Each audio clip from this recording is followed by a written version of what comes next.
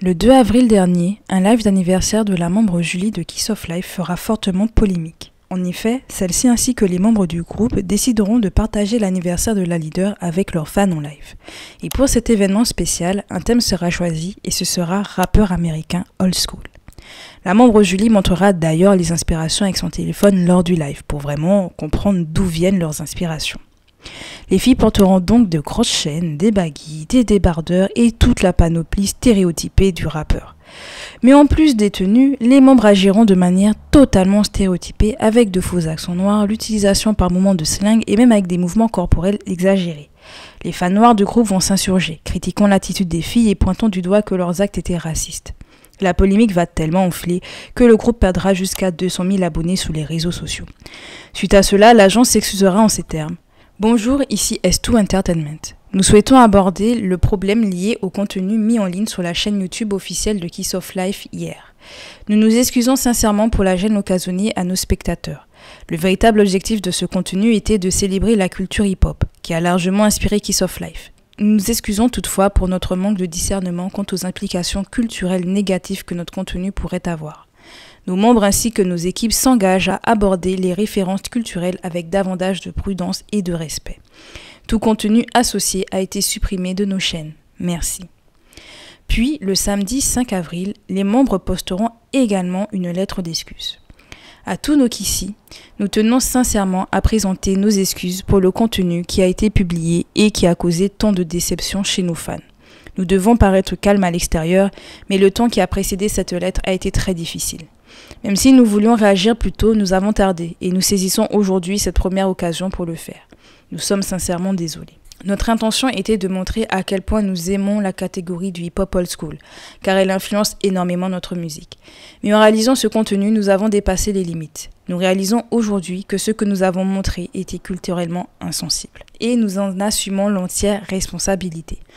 Nous ne pouvons que vous promettre de faire mieux. Ces derniers jours, nous avons pris le temps d'apprendre et de réfléchir à la manière dont nos actions ont déçu beaucoup d'entre vous.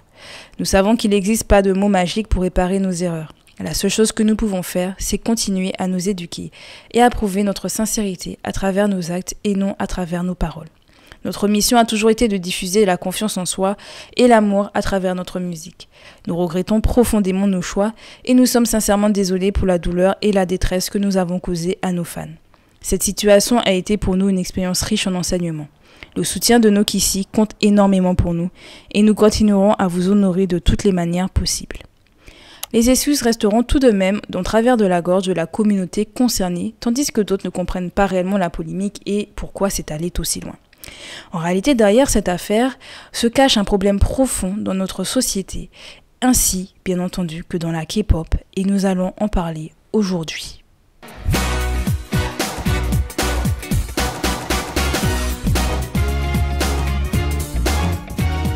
Bonjour à toutes et à tous et bienvenue pour une nouvelle vidéo. Je suis Audrey de la chaîne J-Stan Sushi et j'espère que vous allez bien.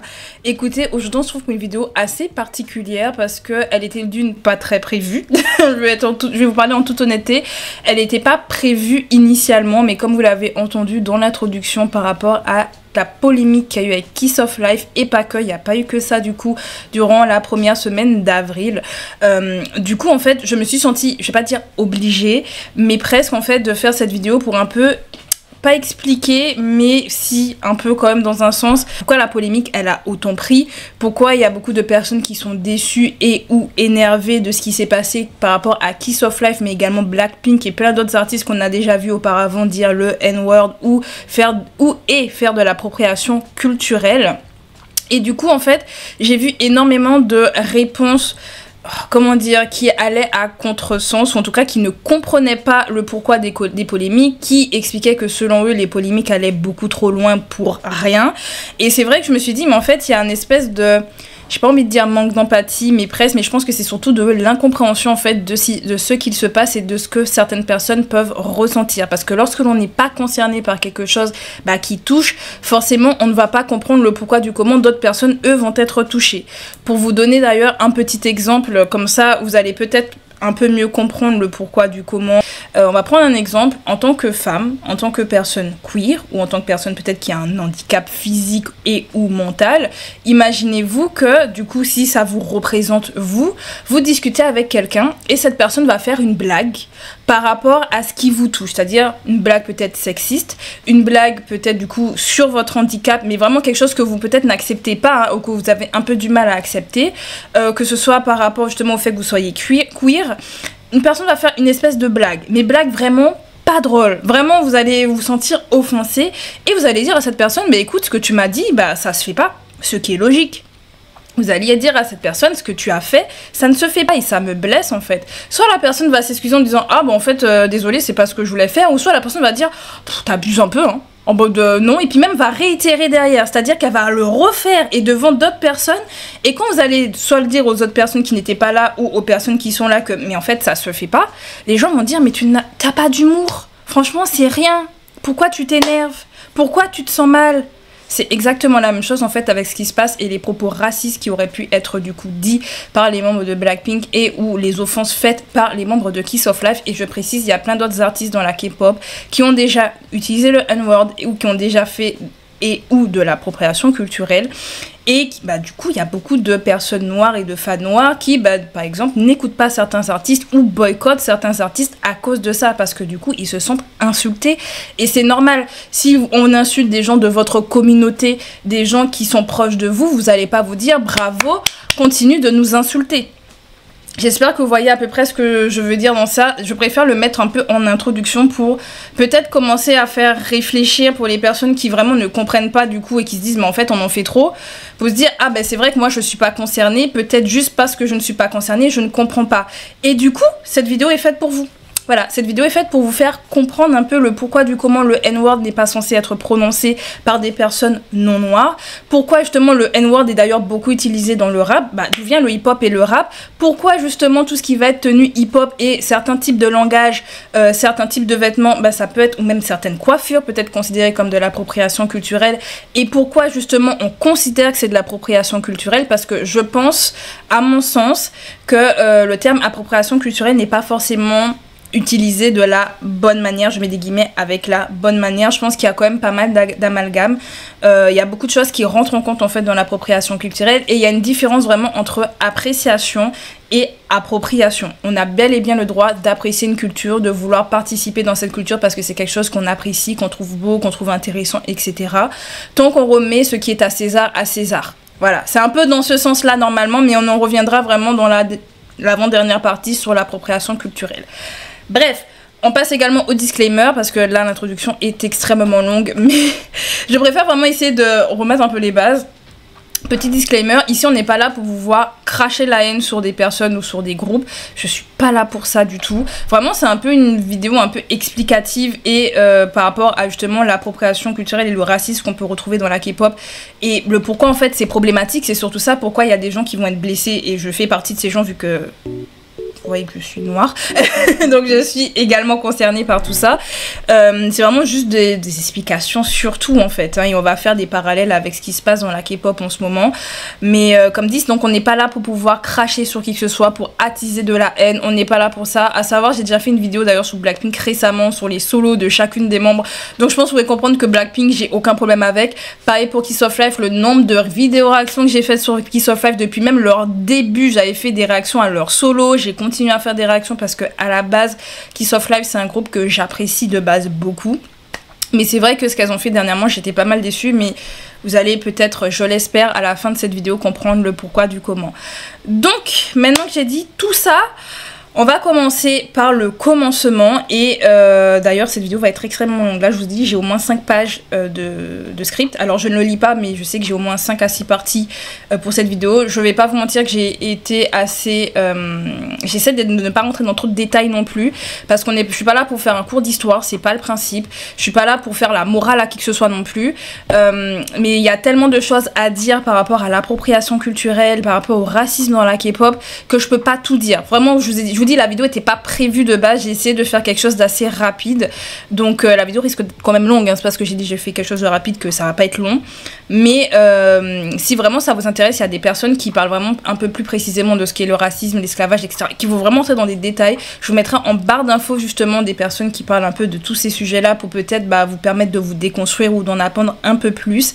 Mais vraiment, cette vidéo, c'est un peu comme une introduction. Voilà, c'est une introduction. J'essaie vraiment de vous expliquer en général, en globalité, le pourquoi du comment. Dire le N-word, c'est raciste. Faire des faux accents, le black accent, comme les gens disent, c'est raciste. Et pourquoi, en fait, tu peux très bien faire des actes racistes et ne pas être raciste. Oui. Et que justement, ça, c'est offensant. Voilà, on va revenir sur tout ça et du coup on va revenir au commencement de tout ce qui a apporté du coup tous ces problèmes d'appropriation culturelle et de racisme du coup dans la K-pop. On va parler du hip-hop. Mais le hip-hop, ça vient d'où?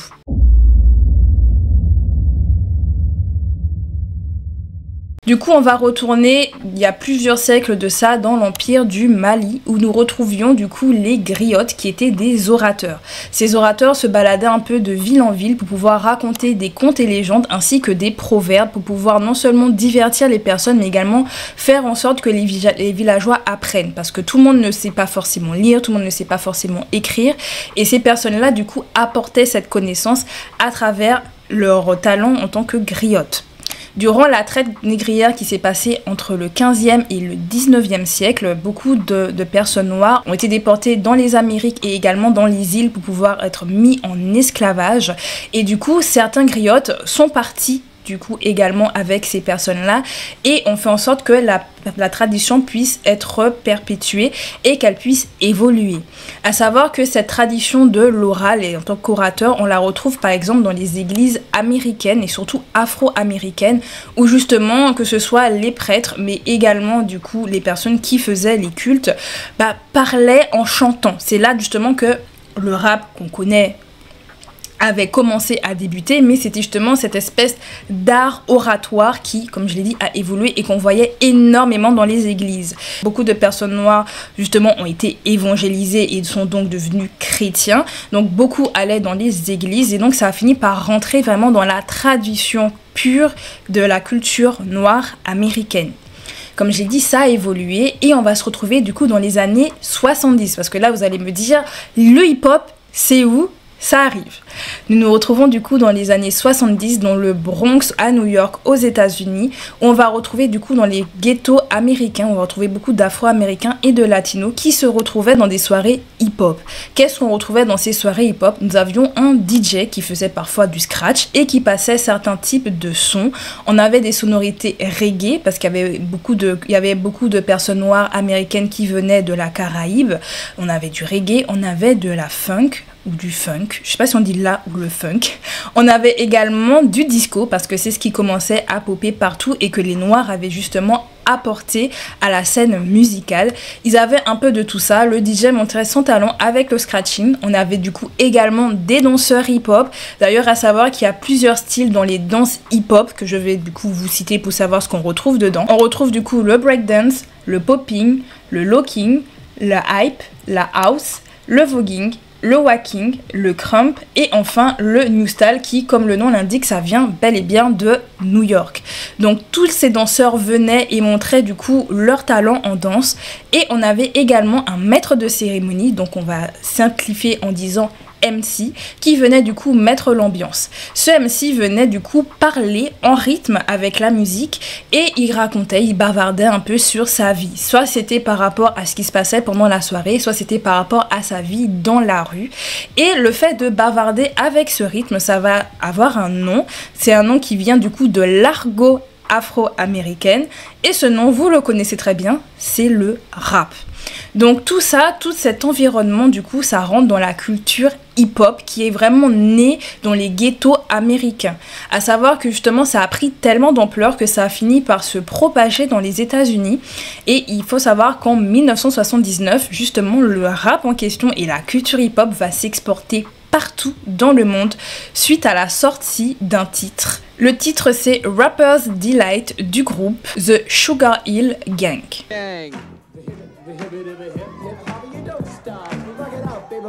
Donc cette chanson va vraiment avoir un impact mondial au point de se retrouver dans d'autres pays et par marquer certains jeunes d'autres pays et du coup certaines personnes en Corée du Sud.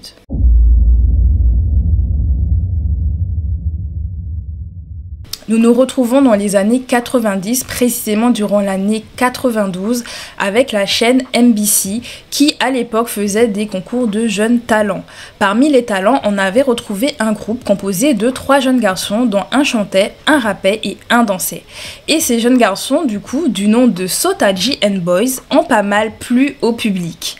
Ils étaient venus avec la chanson Nan Arayo qui vraiment ça a plu au public. C'était une chanson qui était un peu plus dance, mais en même temps, ils se mélangeaient avec la culture hip-hop et c'est comme ça d'ailleurs que le hip-hop va être montré à la population pour la première fois.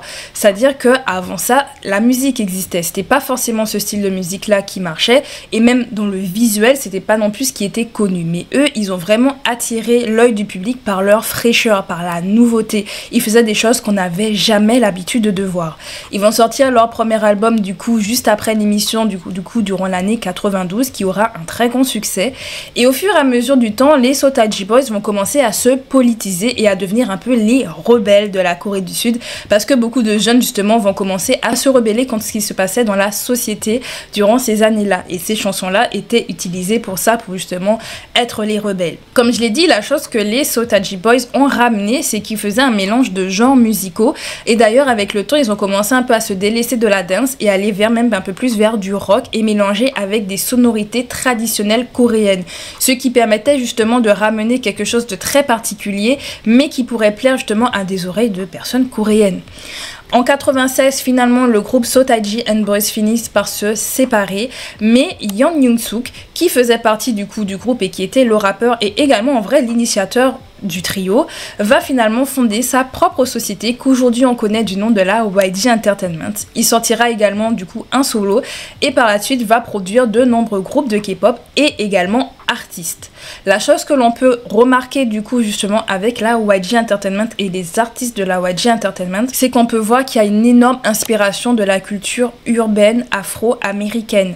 On voit justement beaucoup de choses qui sont en rapport avec le hip-hop, avec le rap, beaucoup justement de personnes qui font partie de groupes qui sont sous la YG Entertainment finissent par rapper.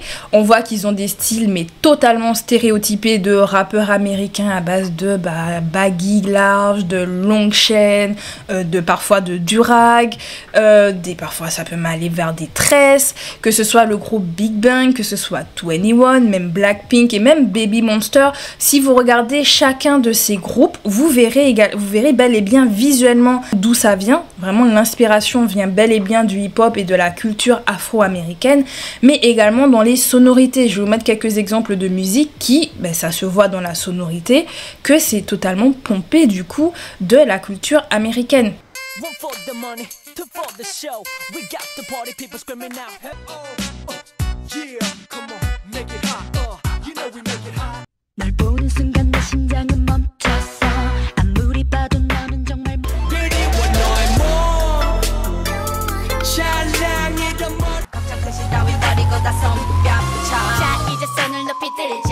D'ailleurs, parmi les exemples, une chanson que j'adore du coup du groupe Big Bang, vu que j'ai suivi le groupe Big Bang lorsque j'étais au collège, je pense tout à fait à, par exemple, Aogi, qui vraiment ça représente mais les clips à l'ancienne avec des filles à moitié à poil sur des voitures, les gars qui ont des baggy, qui rappent, etc. C'est totalement dans le stéréotype à fond, mais surtout la chanson que j'adore, c'est Goodbye Baby, où vraiment juste dans l'imagerie, vous voyez un groupe de jeunes justement avec des tenues hip-hop qui se retrouvent dans des endroits et qui finissent par faire des concours de danse. Et ça se faisait durant justement ces soirées hip-hop durant les années 70. Donc on ne peut pas dire que ça ne vient pas de nulle part. On voit que justement il y a eu un très fort impact dans l'imagerie et surtout dans la manière dont YG va produire du coup ces groupes et l'influence que ça va avoir plus tard dans toute la suite de la K-pop. Parce qu'à savoir, Big Bang fait partie des groupes les plus connus et les plus cités, surtout lors de la seconde, troisième génération d'idoles qui disent avoir grandi avec eux, avoir grandi avec Big Bang, les trouver fabuleux et justement pour vouloir refaire en fait. Ils veulent reproduire le succès de Big Bang parce qu'ils les ont trouvés stylés. Et comme je l'ai dit, il y a une chose il y a une chose que du coup il faisait par rapport au hip-hop en dehors des tenues, parce que les tenues on va plus en parler dans la partie appropriation culturelle, mais avant de parler de ça, il y a quelque chose qu'il faisait, qu'on a dit qui a été inventé du coup durant ces soirées et que YG lui-même faisait dans son groupe, c'est le rap. Et forcément justement ces artistes vont apprendre à rapper par eux-mêmes, à écrire leurs textes et parfois peut-être à re-rapper des textes d'autres rappeurs américains. Sauf qu'il y a quelque chose que les rappeurs américains répètent pas mal, alors en dehors du slang, donc leur langage à eux qui est vraiment très spécifique au quartier. Ils vont également avoir un accent très spécifique parce qu'ils viennent des quartiers, qui va être imité très souvent par des artistes sud-coréens. En dehors de ça, il y a un terme qui est énormément utilisé, qu'il ne doit pas être utilisé du coup par d'autres types de personnes, et c'est le N-word. Mais pourquoi du coup les Afro-Américains utilisent un terme qui ne doit pas être utilisé? Je sais qu'il y en a beaucoup justement qui se posent la question et qui se disent mais s'ils veulent pas qu'on le dise, pourquoi ils le disent? Ça n'a pas de sens. Passons du coup à la troisième partie du d'où vient le N-word et pourquoi il ne faut pas l'utiliser et pourquoi il est offensant et raciste.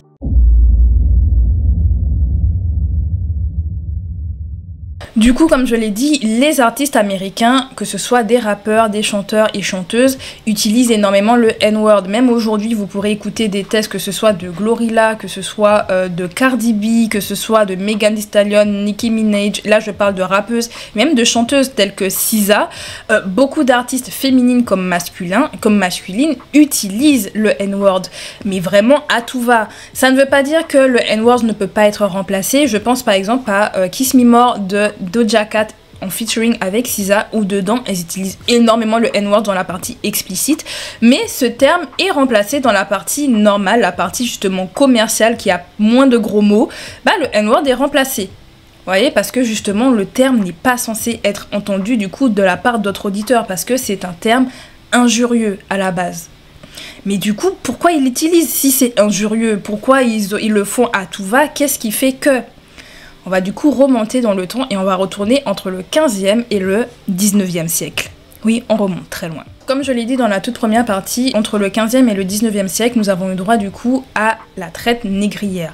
La traite négrière, c'était tout simplement des colons qui venaient du coup de l'Occident, qui récupéraient des personnes noires sur le continent africain et les mettaient en esclavage, les envoyaient partout, donc dans les Amériques et sur les îles. Et ces personnes-là, justement, vont être traitées telles que des objets. Parce que pour les personnes qui peuvent se poser la question du comment on a pu mettre autant de personnes en esclavage, parce que honnêtement en termes de nombre de personnes approximatives qu'on a compté en termes d'esclaves, on est à 12 millions de victimes. Comment on a pu faire ça pendant autant de siècles, vu que c'était entre le 15e et le 19e siècle? Comment ça a pu passer auprès des populations de se dire oui, on va mettre des personnes en esclavage et que c'est normal? Tout simplement parce qu'ils vont faire croire que les personnes noires ne sont pas vraiment humains, ils sont d'une autre race et que du coup ils sont d'une race inférieure à la race blanche. Et comme ils sont inférieurs, du coup ils peuvent ne pas être traités comme des humains. Ils sont même pas traités comme des animaux, mais vont être considérés comme des objets. Vous pouvez retrouver ça dans le Code noir. Pour l'avoir lu, je l'ai même pas fini parce que ça m'avait brisé le cœur de savoir qu'il y avait ce genre de code et de règlements qui existaient. Mais les personnes noires avaient autant de droits que des chaises. Ce n'est pas une vanne, ils avaient autant de droits que des chaises. C'est pour ça que lorsque justement ils étaient envoyés sur les Amériques et également sur les îles, ils étaient empaquetés dans les paquebots, dans les cachots des paquebots les uns sur les autres. Ils étaient enchaînés, on leur donnait à peine à manger et à boire. Ils ne pouvaient pas aller aux toilettes ou quoi que ce soit, donc ça faisait les besoins les uns sur les autres. Ça vomissait parce que forcément le voyage il est compliqué et du coup il y en a beaucoup qui finissaient par mourir de maladie et pas que, par mourir de maltraitance. Certains corps étaient parfois balancés du coup du navire, donc on voit vraiment le traitement de ces personnes-là, et une fois qu'ils arrivaient du coup sur les terres, ils n'étaient pas mieux traités, au contraire c'était le début du vrai calvaire. Ils étaient du coup soumis à l'esclavage et à faire tout ce que le colon voulait. Et quand je dis tout ce que le colon voulait, ça pouvait être tout et n'importe quoi. Pour les femmes, ça pouvait aller sur du VIOL. Pour les hommes, ça pouvait même aller parfois avec de la violence. On pouvait leur arracher des membres, les fouetter, parfois même les tuer. c'était pas forcément le meilleur moment. Tu répondais mal, c'était fini pour ta vie. Et ils faisaient tout pour vraiment briser physiquement et psychologiquement les esclaves pour qu'ils aient même pas l'idée de s'enfuir ou de se révolter. D'ailleurs, il y a des choses qui aujourd'hui ont un énorme impact sur les populations noires, qu'on le veuille ou non. En fait, ça a eu un impact énorme. Par exemple, sur les familles dysfonctionnelles. Si vous étudiez un peu tout ce qui se passe autour de l'esclavage, lorsqu'ils envoyaient les personnes noires un peu partout entre les Amériques et les Caraïbes, ils séparaient les familles. Ils envoyaient le père ailleurs et la mère ailleurs avec les enfants. En plus, on les mélangeait pour qu'ils ne puissent pas communiquer entre eux parce qu'ils ne parlaient pas tous la même langue. En dehors de ça, il y a également le fait que je pense que beaucoup, si vous êtes dans la communauté noire ou que vous regardez un peu de loin tout ça, vous voyez que des fois, il y a une grosse scission entre beaucoup de personnes parce que c'est comme ça qu'ils ont fait pour pouvoir diviser et qu'ils ne se réunissent pas forcément pour pouvoir se révolter. Alors, bien entendu, il y a eu des révoltes. Par exemple, en Haïti, je trouve que c'est l'une des îles qui a montré l'exemple de comment se libérer des oppresseurs parce qu'aujourd'hui, les gens voient vraiment Haïti comme si c'était rien, alors qu'honnêtement, Haïti, en dehors de toute l'or et tout ce qu'ils ont, vraiment toutes les terres qu'ils ont qui peuvent apporter énormément de choses à l'Occident, ils avaient également du coup des personnes avec de la force, ils étaient prêts, franchement ils étaient prêts à soulever tout.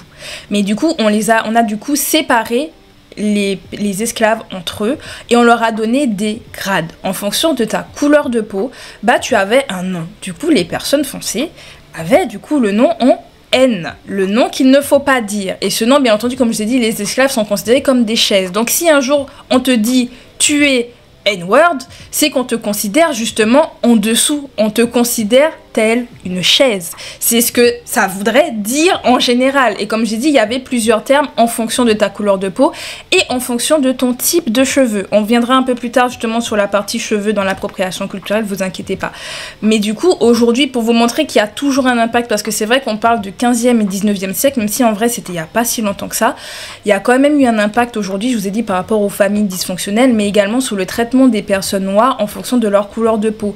Jusqu'à aujourd'hui, en fonction de ta teinte, tu es considéré comme plus beau ou plus belle, tu as des privilèges parce que justement les personnes qui avaient une couleur plus claire pouvaient aller du coup dans les maisons et avaient des travaux un peu moins pénibles, tu avais beaucoup plus de chance parce que tu étais plus clair et tu avais des noms. Et aujourd'hui aux Antilles, parce que j'ai grandi aux Antilles du coup, donc je vous donne ma vision des choses en tant qu'antillaise, aujourd'hui aux Antilles c'est très facile de pouvoir entendre des gens dire ah ben toi tu es chabin, toi tu es mulâtre, toi tu es coulis. En fait tous ces termes viennent de l'esclavage et ça n'avait pas forcément une connotation positive, bien au contraire. Aujourd'hui il y a des gens, alors on est quand même beaucoup plus en alerte, bien sûr, de ce qui s'est passé durant l'esclavage et des termes, mais on va pas se mentir que dire que tu es un chabin ou une chabine, ça peut être positif parce que justement, tu es plus clair et donc tu as beaucoup plus de privilèges, logiquement. Oui, jusqu'à aujourd'hui, ça existe encore. Mais à la base, le terme chabin, chabine, comme le terme mulâtre ou mulâtresse, ces termes-là sont en fait des hybrides. C'est-à-dire que par exemple, je crois mulâtre, c'est le mélange entre un âne et une chèvre. Et je crois que chabin, c'est entre une chèvre et je sais plus quoi. Mais en gros, tu as un mélange hybride. En gros, tu es un monstre, tu es un truc, tu es une chose. Je sais pas si vous imaginez du coup la vraie symbolique derrière ce genre de termes qui sont encore aujourd'hui inscrits dans dans les mots en plus qu'on utilise du coup dans le créole parce que ça vient de là, ça vient de l'esclavage et ces termes-là ont une connotation et ont une explication.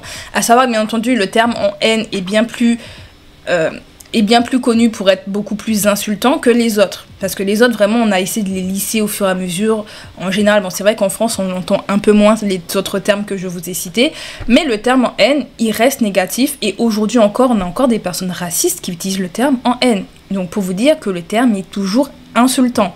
Donc là, vous allez vous dire, mais attends, Mago, du coup, le terme, il est insultant.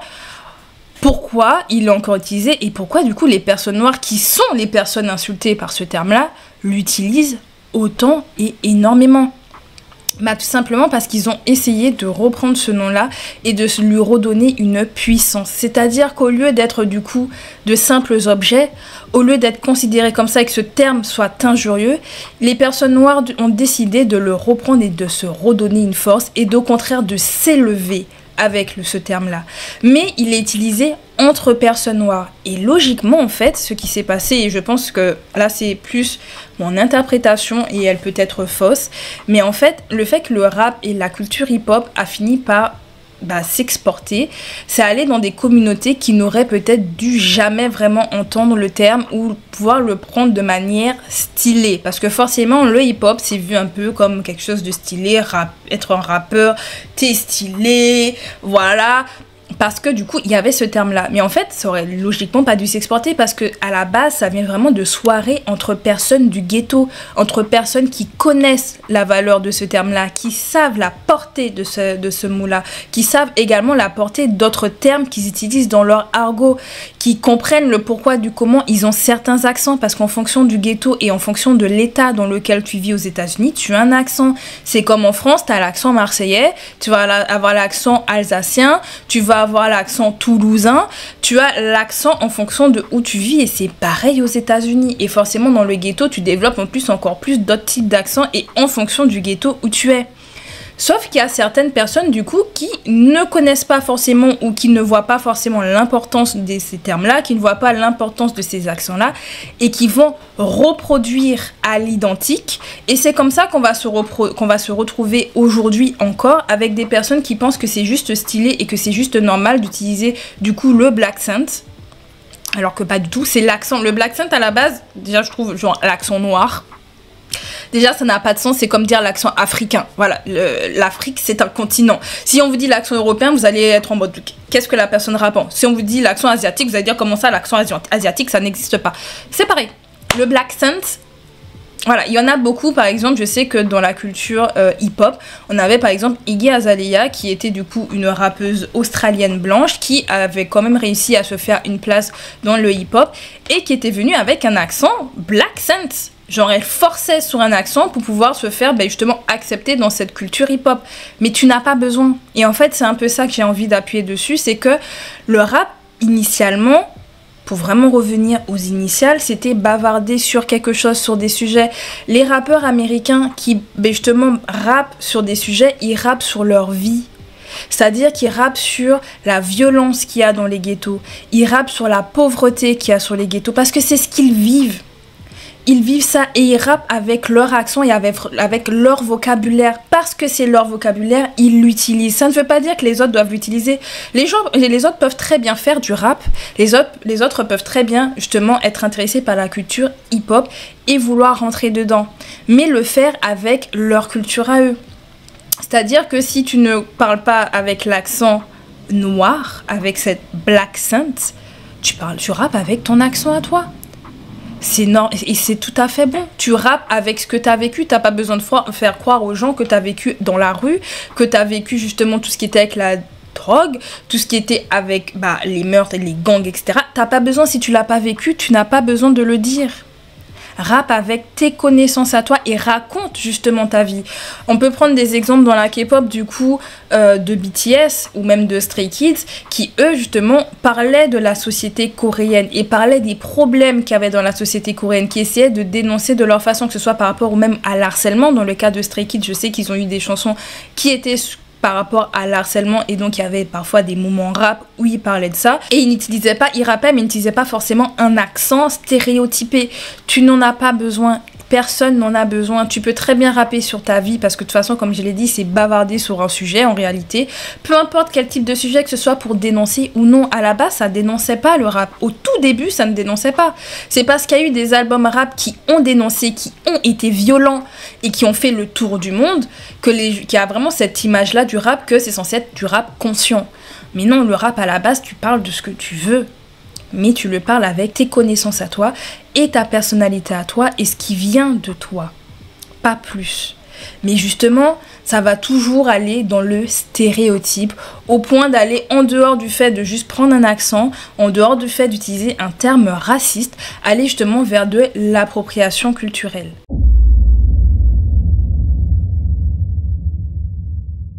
Alors avant toute chose, on va un peu définir ce qu'est l'appropriation culturelle parce que comme je vous l'ai dit, j'ai vraiment cette sensation que on l'utilise un peu à tout va et qu'il y a certaines personnes qui ne comprennent pas trop d'où ça vient.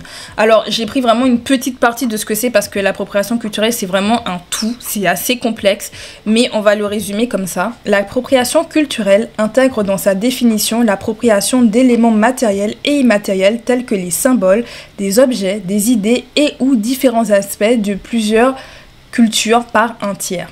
Le problème qu'on va en fait avoir avec l'appropriation culturelle, c'est le fait que justement des personnes viennent prendre la culture, ils viennent prendre des objets, ils vont prendre des coiffures, ils vont prendre des tenues, bref, ils vont prendre des choses qui viennent d'une culture qui n'est pas dominante, d'une culture justement qui est en dessous, pour pouvoir après en faire quelque chose de stylé et après dire mais en fait je l'ai inventé et faire croire après en fait ils vont exporter le truc et dire mais c'est pas grave, de toute façon c'est un tel qui l'a créé. Je vais vous donner un exemple mais le plus bête et je pense que vous l'avez tous déjà entendu, Kim Kardashian, qui est la reine d'ailleurs de l'appropriation culturelle avec sa famille. Je dis ça, je regarde les Kardashian, comme ça vous savez, je suis la personne la plus illogique de la planète, j'ai énormément regardé les Kardashian, je continue encore de regarder, je devrais avoir honte. Voilà, je vous le dis en toute honnêteté, je devrais avoir honte, mais c'est mon plaisir coupable. Là, je vous le dis, mais justement les Kardashian font partie du problème actuellement dans notre société sur l'appropriation culturelle. N'est pas que, mais on va rentrer vraiment sur ce sujet-là, dans le sens où on avait par exemple Kim Kardashian qui a fait de l'appropriation culturelle sur plein de choses, que ce soit par rapport à la culture queer, que ce soit par rapport à la culture noire et même la culture asiatique. Pour la culture noire, on avait l'histoire des tresses.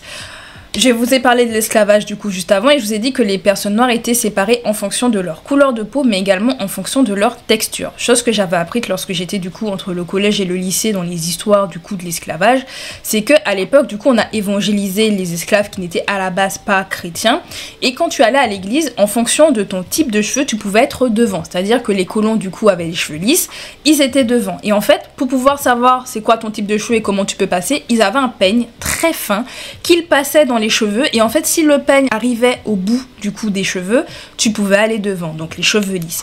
Plus tes cheveux étaient durs avec le peigne, plus t'étais au fond de la salle. Donc vraiment pour vous montrer que tu n'es pas important, que vraiment tu es en dessous du dessous. Et forcément les personnes noires avaient des cheveux crépus et aujourd'hui encore on a encore des cheveux crépus. Et les cheveux crépus, tu peux pas passer un peigne comme ça, surtout à l'époque ils pouvaient pas prendre soin de leurs cheveux parce que de toute façon ils étaient réduits à l'esclavage. Quand est-ce que tu as le temps de prendre soin de tes cheveux? Généralement en plus tu les cachais ou tu les coupais. Vraiment il y avait vraiment cette espèce de haine du cheveu crépus. De toute façon il y avait cette haine en fait du noir en général, mais la haine du cheveu était avec. Sauf que du coup même si il y avait un peu de difficulté pour s'occuper des cheveux, il y a quand même des traditions qui ont continué, que ce soit dans les cultures noires aux États-Unis et sur les îles, mais qui venaient d'Afrique, et c'est le tressage de cheveux parce que les cheveux crépus sont particuliers et pour pouvoir s'occuper des cheveux crépus il y a une façon de le faire. Du coup on tressait les cheveux et on tresse encore aujourd'hui les cheveux pour protéger nos types de cheveux qui sont relativement fragiles. Sauf que aujourd'hui dans la culture occidentale, en revenant au 21e siècle, les tresses, c'est mal vu sur des personnes noires. Que vous le vouliez ou non, je suis sûre qu'il y en a qui vont dire mais non, moi je trouve ça très stylé, je trouve ça très beau. Mais les tresses sur les cheveux noirs, c'est considéré comme non professionnel, c'est considéré comme ghetto. Voilà, alors que c'est quelque chose qui se fait depuis la nuit des temps. Je vous donne des exemples pour vous dire que c'est vraiment encore d'actualité. Quand j'étais au collège et au lycée, je me rappelle, il y avait des garçons qui avaient des cheveux longs. Alors généralement, on leur faisait raser leurs cheveux parce que l'afro, c'était pas non plus considéré comme pro, ni comme classe et comme propre. C'est horrible à dire, mais dans nos règlements, il y avait marqué que les garçons n'avaient pas le droit en fait aux tresses. Ils n'avaient pas le droit forcément à l'afro non plus. Il fallait pas que ce soit trop gros, il fallait vraiment que ce soit bien propre, bien lisse, bref. Et je me rappelle dans ma classe, vraiment j'ai des exemples, dans ma classe il y en avait un justement qui avait les cheveux justement longs et du coup soit il les attachait en chignon, soit du coup il faisait des tresses. Sauf que quand il faisait des tresses on lui faisait des réflexions parce que dans le règlement c'est marqué que t'as pas à faire de tresses. C'était pour les garçons, les filles avaient le droit mais les garçons non. Déjà, il y avait cette distinction-là. Mais le pire, parce que là, je vous dis ce que moi j'ai vécu, le pire, c'est qu'il y a quelques années de cela, je sais pas si vous en aviez entendu parler ou non, il y avait une école, en plus cette école était pas loin de mon lycée. Je précise que je passais devant tous les matins pour aller à mon lycée. Tous les matins, je passais devant. C'était un lycée privé qui, en fait, avait décidé de dire, ils avaient mis une photo des coupes de cheveux qui étaient interdites parce que c'était pas jugé professionnel. T'avais donc les tresses. T'avais les locks, tu avais du coup les afros. En gros, toutes les coiffures que tu fais, les coiffures protectrices que tu fais et qui ont fait depuis des traditions, ce n'est pas considéré comme professionnel, ce n'est pas considéré comme beau, c'est considéré comme vulgaire, comme ghetto. Même chez nous, où on est principalement noir, c'était pas accepté. Je précise là, parce que je porte en plus une wig, donc on va dire que ouais, j'ai un problème. Je pense que vous avez déjà vu sur ma chaîne, j'ai 26 000 coupes de cheveux et je suis généralement avec mes cheveux naturels. Voilà, on fait la petite parenthèse. Mais il y a vraiment ce côté-là où notre type de cheveux n'est pas forcément accepté. Il y a eu un steward, je sais plus de quelle compagnie aérienne, si c'était Air Caraïbes ou Air France, mais je crois que c'était Air France, à qui on lui avait dit de mettre une perruque. Pendant des années, il a mis une perruque parce que ses cheveux loxés, c'était pas professionnel. Donc c'est encore un problème qui est ancré dans nos sociétés aujourd'hui. Là, vous allez vous dire, Mago, ok, ça c'est des problèmes que vous avez rapport avec l'appropriation culturelle. Bah justement, Kim Kardashian, les tresses. Nous, c'est vulgaire. Elle, qui est blanche, c'est bien. Elle, c'est stylé. Elle, c'est beau. Et elle, franchement, à refaire. Aujourd'hui, une personne blanche qui va faire des tresses, alors oui, maintenant, il y a l'histoire d'appropriation culturelle, donc il y a des gens qui vont sauter tout de suite dessus et dire oui, t'as pas à faire des tresses. C'est notre histoire, mais en général, une personne qui va faire des tresses, une personne blanche ou asiatique qui va faire des tresses, on va dire, ah, c'est trop beau, c'est trop bien, ta coupe, elle est trop bien. Kim Kardashian qui avait du coup modernisé les 2 tresses sur sa tête pour dire, waouh, j'ai fait ça, on l'a appelé ça les Kim Kardashian braids. Ce sont des choses que nous on fait depuis des générations et c'est pas des tresses qui viennent des vikings là, parce que je sais qu'il y a un peu cette espèce de polémique de oui ça vient des vikings, c'était pas les mêmes tresses. Déjà, c'était pas le même type de tresse, le tressage n'est pas le même parce que ce n'est pas le même type de cheveux, tout simplement. On remet les choses dans le contexte. Kim Kardashian, comme j'ai dit, elle l'a fait pour les cheveux. Mais c'est pas que des cheveux, l'appropriation culturelle, et c'est pas qu'une coiffure. En fait, c'est tout ce qu'il y a derrière et toute la domination qu'on met par derrière. Comme je vous ai dit, nous c'est mal, nous c'est moche, nous c'est vulgaire. Eux c'est beau, eux c'est stylé, et justement la mode va le reprendre. J'ai parlé de la culture queer avec par exemple le contouring qui en fait était beaucoup utilisé par la communauté queer parce qu'il y avait beaucoup de drag queens qui utilisaient du coup le contouring et qui utilisent toujours d'ailleurs actuellement le contouring. Dans le théâtre également on utilisait le contouring parce que justement ça permettait de bien voir les traits en fonction de où tu étais sur la scène. Elle a repris l'idée du contouring et elle a même fait son business, elle avait même créé sa marque de contouring. Parce qu'elle avait mis en avant et les gens avaient dans la tête que c'était Kim Kardashian qui l'avait créé. Même son corps est une appropriation culturelle. Avec le corps un peu des noirs. Alors tous les noirs n'ont pas le même type de corps, bien entendu. Il y a des noirs qui vont être très fins, il y en a qui vont être un peu plus en chair. Il y a des gens qui vont avoir beaucoup plus de poitrine, d'autres un peu moins. Mais c'est vrai qu'il y a des types de corps chez nous en tant que personnes noires qui existent. Et bah Kim Kardashian, on va pas se mentir que elle s'en rapprochait pas mal grâce à la chirurgie esthétique.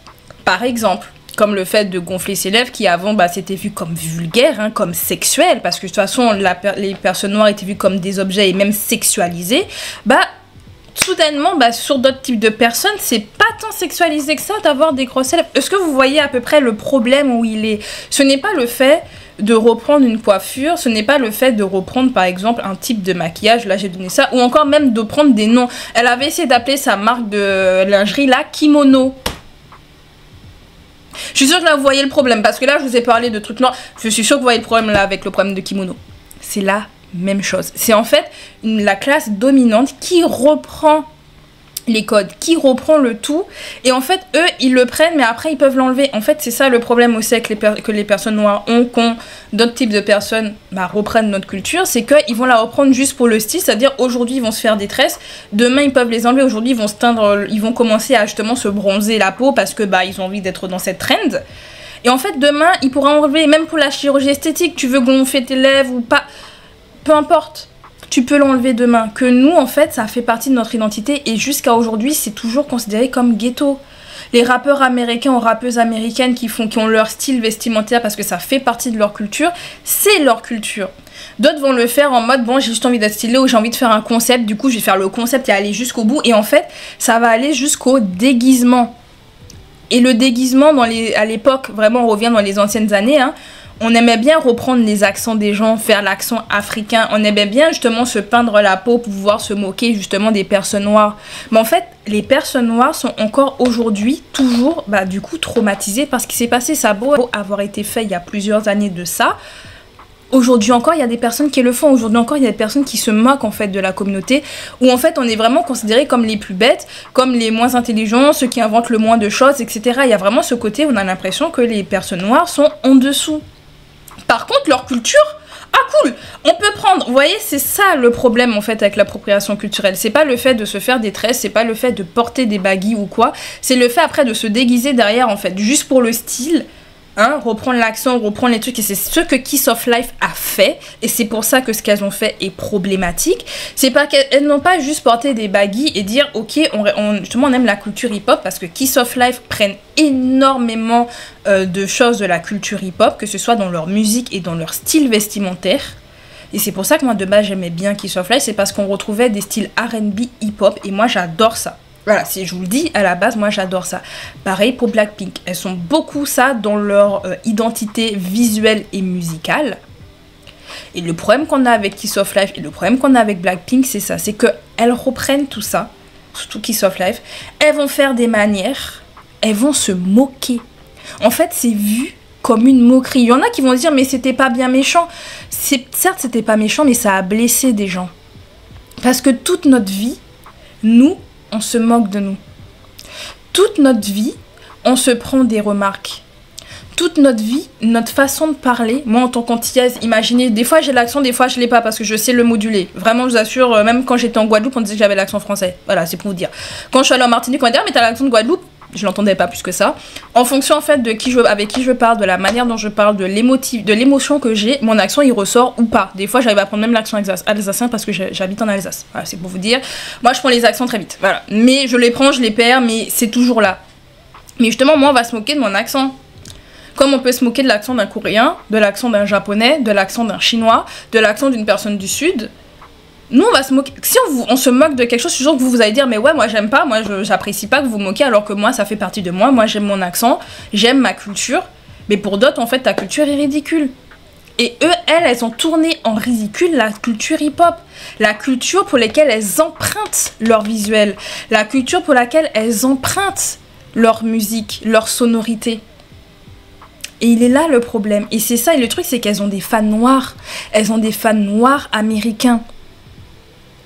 C'est pas qu'elles ne chantent qu'en Corée du Sud et du coup personne n'est au courant, elles font leur truc dans leur coin et puis basta. Même pas.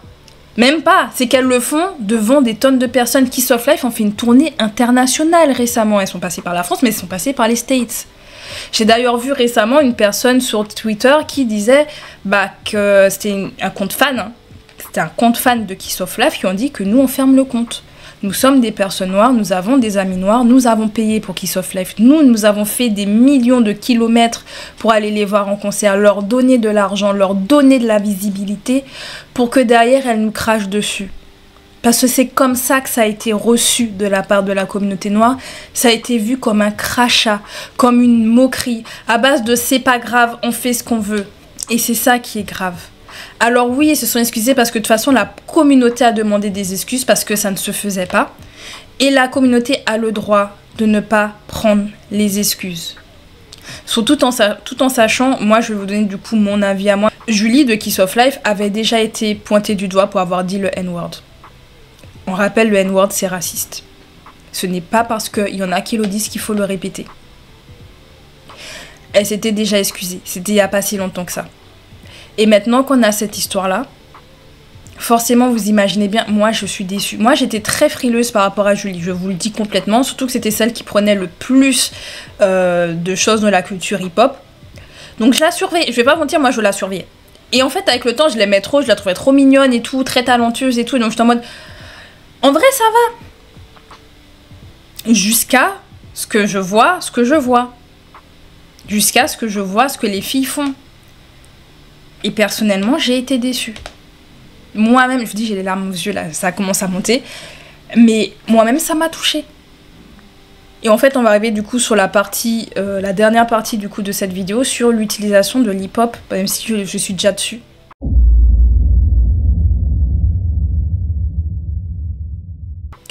Mais comme je l'ai dit, le hip-hop dans la K-pop, c'est partout. Parce qu'en fait, la K-pop, c'est un mélange de genres. Et c'est un mélange de genres d'ailleurs qui viennent du coup des États-Unis, mais pas que.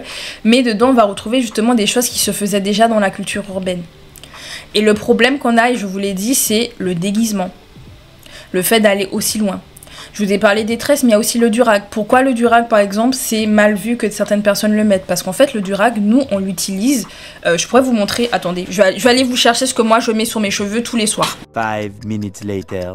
Tous les soirs, pour ma part, je mets un bonnet en satin. parce que nos cheveux sont fragiles. J'ai pas de tête d'oreiller en soie ni en satin, du coup je dois mettre ça pour être sûre que mes cheveux ne se cassent pas, parce que nos cheveux, comme je vous l'ai dit, sont fragiles. Le durag à la base justement c'était avant ça, avant qu'on ait ces bonnets en satin là, c'était des durags qu'on mettait sur nos cheveux pour garder justement notre coiffure. Des fois tu veux que ça reste bien clean, bien beau, tu mettais le durag pendant que tu dormais, donc non seulement ça protégeait tes cheveux, mais ça protégeait ta coiffure protectrice. À la base, c'est fait pour protéger les cheveux. C'est pas un style. C'est là le truc, c'est que ce n'est pas du style. C'est pour vivre. J'espère que vous commencez à comprendre peut-être le truc. C'est que nous, c'est pas une histoire. C'est comme je vous l'ai dit, c'est les tenues. Les tenues, c'est comme ça en fait que les rappeurs s'habillaient en fait dans les ghettos. C'est comme ça qu'ils s'habillent. Pareil pour la culture un peu ratchet et tout. Ben, ça vient de chez eux.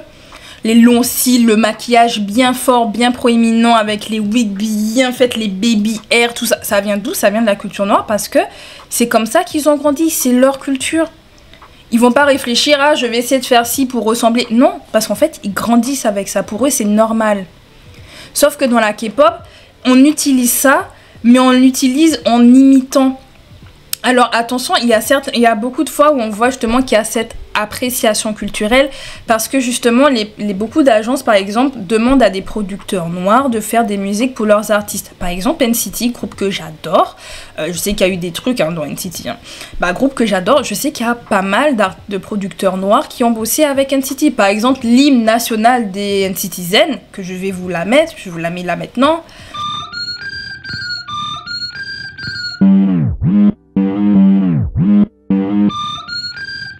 Incroyable. Franchement, cette musique est incroyable. Voilà, je vous le dis, c'est notre hymne. Ça a été écrit par justement un producteur noir. Il n'y a pas que... Il a fait plein de productions pour NCT Lil Chill. Il y a également des producteurs noirs qui ont bossé par exemple avec Wavy. Il y en a qui ont bossé avec NCT Dream. Il y en a qui ont bossé également avec aespa. Par exemple Savage. Il y a eu des producteurs noirs derrière. Pas que, mais il y a eu des producteurs noirs derrière.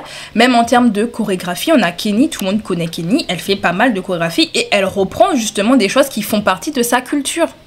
Et justement, on voit cette appréciation culturelle parce que c'est pas on récupère et on en fait juste un truc stylé. Vraiment, on va vraiment à fond et vraiment dans l'imitation, mais justement dans le stéréotype. Ça va pas là, c'est au contraire, on bosse avec des personnes qui ont la culture, qui comprennent la culture, qui savent comment justement l'éduquer et la ramener à ces personnes-là pour que ce ne soit pas offensant.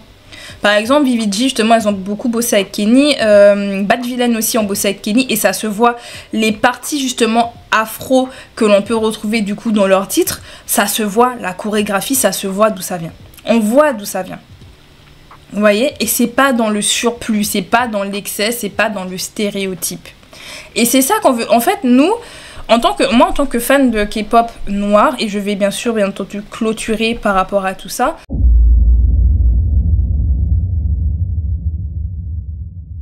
En tant que fan de K-pop noir, moi ça ne me dérange pas de voir ma culture qui est justement utilisée dans la K-pop. Moi personnellement ça ne me dérange pas parce que j'aime voir ma culture être appréciée par d'autres. Aujourd'hui je sais qu'il y a pas mal de discours par rapport au bouillon par exemple ou au chata qui est pas mal utilisé en France actuellement et qui est... Voilà. En fait moi ça ne me dérange pas tant qu'on ne dénature pas la culture. C'est-à-dire que tu sais d'où ça vient et tu dis d'où ça vient. Vous voyez, tu dis que c'est la culture hip-hop et moi je ne viens pas dire que j'ai fait par moi-même parce qu'aujourd'hui on a des chorégraphes coréens qui reprennent des danses qui viennent d'Afrique, qui reviennent des États-Unis mais des Afro-Américains et qui vont dire j'ai inventé. Qui vont dire j'ai inventé un truc et tout. Les pas existaient déjà avant toi. T'as inventé quoi? Et ils vont vraiment être connus pour dire non mais c'est moi qui fais ça, c'est moi. Non. Tu n'as pas inventé, ça vient de quelque part. Tant que tu cites d'où tu l'as pris, tu dis ah mais ça j'adore parce que justement par exemple j'ai grandi avec tels artistes, genre Alia, TLC, avec je sais pas Brandy. Tu viens dire t'aimes le R&B donc du coup tu as écouté Brandy toute ta vie, la manière dont elle chante justement ça t'a influencé. Ça veut pas dire que tu copies, mais ça va influencer ta manière toi-même de poser. Vous voyez, elle est là la différence, c'est dire j'ai cette influence là, influence R&B, influence hip-hop, influence urbaine, il n'y a pas de souci. J'ai cette influence là, je la reconnais, je trouve ça beau, je trouve ça bien, etc. Et justement c'est parce que j'aime bien que j'en fais également. Mais j'en fais sans en faire trop. C'est-à-dire, je vais pas imiter, devoir mettre des bandanas, mettre des tresses, T'as pas besoin de tout ça. T'as pas besoin de dire le N-word. T'as pas besoin de faire tout ça. Et comme je vous l'ai dit, en fait, quand tu vexes quelqu'un, tu blesses quelqu'un, tu t'excuses. Et ce n'est pas parce que tu t'excuses que la personne est obligée de les accepter, ces excuses. Tu n'es pas obligé. Parce que c'est pas parce que tu vas voir ça, tu vas te dire c'est bon, t'es pardonné. Non. Et seules les personnes blessées peuvent pardonner. Si vous n'êtes pas concerné, vous ne pouvez pas pardonner parce que vous n'avez même pas été blessé. Je sais que j'en avais parlé du coup avec d'autres créateurs de contenu du coup de tout ça, mais il y avait par exemple l'histoire de la misogynie qu'il y avait eu avec Pliv. Bah les femmes sont celles qui peuvent pardonner. Si tu n'as pas envie de pardonner à Pliv parce qu'il y avait un d'entre eux qui a longtemps dans un ancien groupe, il a eu des propos misogynes, c'est ton dos, c'est ton problème parce que c'est ta vision des choses, c'est ta sensibilité. Et moi désolée mais je vais vous le dire pour Kiss of Life personnellement, je pourrais pas. Je vous le dis, à la base c'est un groupe que j'aime énormément. Mais je suis fortement déçue. Et personnellement, j'ai préféré me désabonner parce qu'en réalité, elles ont posté les excuses et derrière, elles ont posté comme si de rien n'était. Et honnêtement, j'ai l'impression qu'on m'a craché à la gueule. Je vous le dis en toute honnêteté. Et avec le langage qui va avec. C'est la sensation que j'ai eue. Et je suis désolée, mais je ne tolère pas ce genre d'action. Parce que c'est ma vision. Il y en a d'autres qui vont leur pardonner et les gens ont le droit. Moi, je ne vais jamais dire, mais comment ça se fait que t'écoutes? C'est pas mon problème. Chacun sa sensibilité. D'accord? Juste apprenons à être empathiques les uns avec les autres s'il vous plaît parce que je vous assure je suis fatiguée de voir ça sur les réseaux sociaux mais de toute façon ça va continuer, c'est pas ma vidéo qui va changer le monde, absolument pas, mais en tout cas s'il y a des personnes que ça va peut-être influencer et que ça va peut-être permettre de voir les choses autrement, bah écoutez ma foi je suis contente. Voilà donc du coup on s'arrête là, ça fait 1 heure. Je m'en excuse, vraiment je vous dis je m'excuse, la vidéo est trop longue. Mais bon, je trouve que j'avais pas le choix de revenir sur les faits historiques.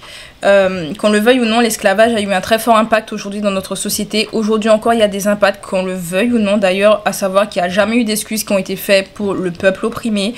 Qu'au contraire, dans le cas des Antilles par exemple, les colons qui étaient sur place ont été dédommagés et les personnes noires mis à la rue sans rien, sans un sou, etc. Vraiment, je vous assure, pour les personnes qui veulent en connaître plus sur la culture noire, la culture caribéenne ou afro-américaine avec tout ce qui en concerne l'esclavage et tous les combats qu'il y a eu, il y a des chaînes sur YouTube, je vous les mets en description. Il y a également des comptes Instagram qui en parlent très bien et qui mettent en avant tout ça et qui instruisent les gens et je trouve ça super important. Bref, en tout cas, si vous voulez vous informer, comme j'ai dit, barre d'infos. On reviendra avec des vidéos un peu plus light, un peu plus chill, vous inquiétez pas sur la chaîne. Là, c'était vraiment... Si je parlais pas, pour moi, c'était pas normal. Genre, je suis obligée de parler de ça. On se retrouve du coup pour des vidéos un peu plus légères prochainement. Prenez soin de vous. C'était Audrey. Salut! Oh no.